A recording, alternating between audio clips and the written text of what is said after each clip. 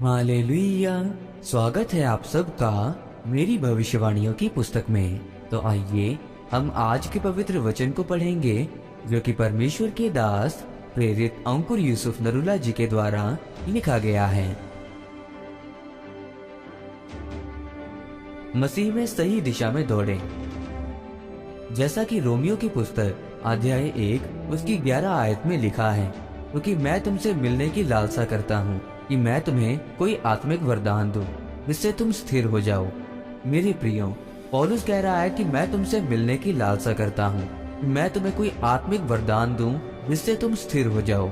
अब देखने वाली बात यह है कि परमेश्वर का दास पौलुस जब बात कर रहा है तो वो एक बीमार से भी बात कर रहा है, एक गरीब से भी, और उससे भी जिसका पति उसे छोड़ गया है, जिसका बेटा अपने माँ बाप की बात को नहीं मानता। परंतु वचन कहता है कि पौलुस वहाँ पर ये नहीं कहना चाहता कि अगर तुम बीमार हो तो मैं तुम्हें चंगा करूँगा तो तुम स्थिर हो जाओ।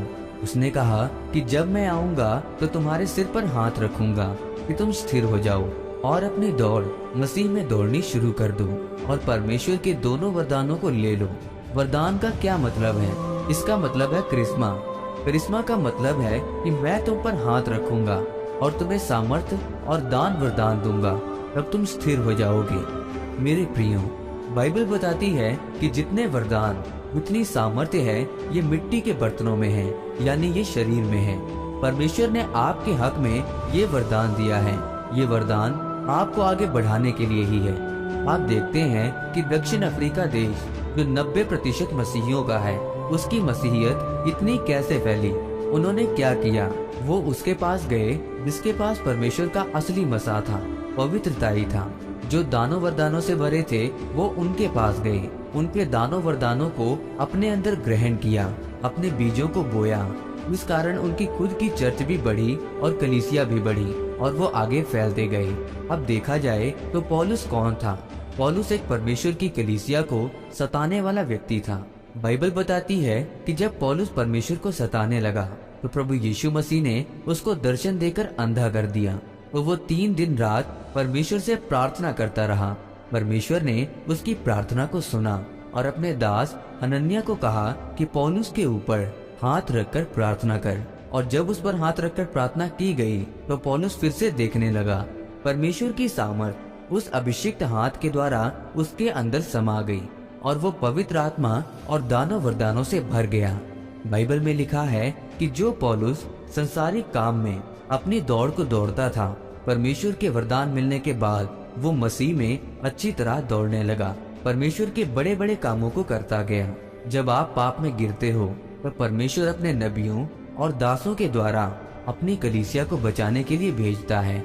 मेरे प्रियो, पौलुस कहता है कि मैं तुमसे मिलने की लालसा इसलिए रखता हूँ कि तुम्हें चंगाई ही नहीं पर कोई वरदान भी दे सकूं, जिससे आप परमेश्वर में आगे बढ़ते जाएं। अगर आप भी पौलुस की तरह परमेश्वर से कोई वरदान लेना चाहते हैं तो आपको मसीह की दौड़ में अच्छी तरह दौड़ना होगा।